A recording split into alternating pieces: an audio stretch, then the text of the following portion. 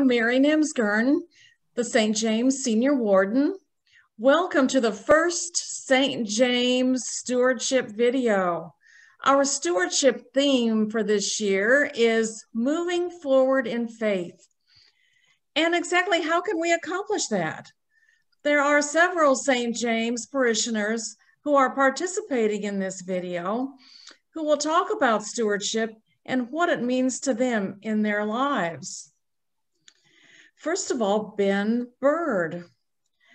Ben, why does St. James mean so much to you in high school?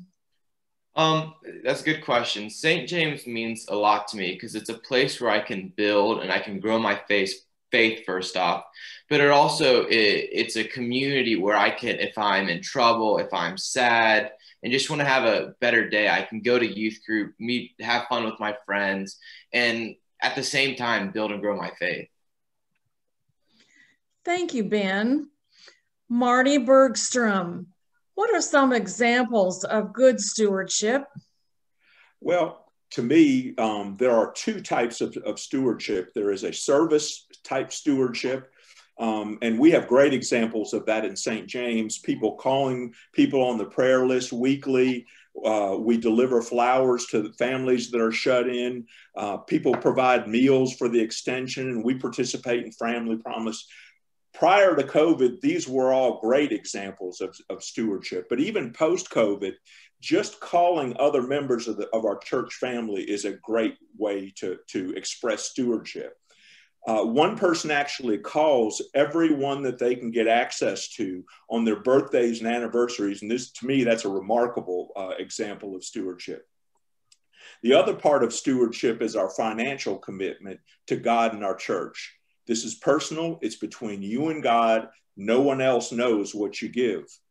Good financial stewardship, in my mind, is prayerfully considered. The center of your financial plan, in other words, you decide what you're going to give to the church first, and then you do your financial plan around that. And finally, good stewardship is a commitment given with joy and gratefulness in your heart. Thank you, Marty. Sue Hannon, does God need my money? That's simple. No, God has no need of money. However, Sue has a need to give. I believe that's in my DNA to give back in thanksgiving to the church, to the world, for everything that we are given in this life. Giving makes me a stronger and healthier person, able to live my life with joy and to its fullest. God doesn't need money, but God does need thankful hearts. Thank you, Sue. Eloise May, is stewardship only a gimmick to raise money? The short answer is no. While the word stewardship is often associated with the church budgets and building programs, stewardship goes much deeper. Stewardship is the belief that humans are responsible for the world and should take care of it. The church and St. James cannot exist without it. Stewardship touches every area of our life, time, talents, and treasure, faithfully using what God has given us for His glory. Stewardship is a concept where faith, work, and economics intersect. Stewardship is using our money in the service of God, but that's not all. Stewardship also includes using our time and our talents for God.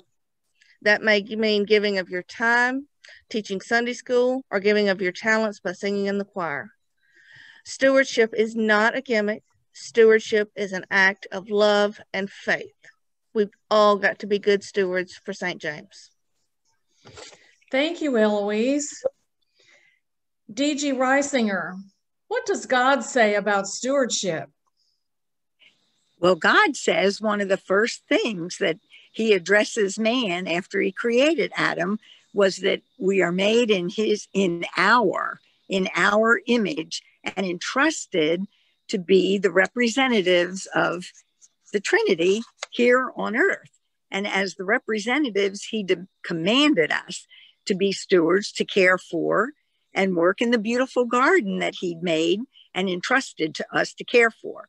And now, as representatives, we are stewards of the place, the garden, where he has planted us right now at St. James Church in Marietta.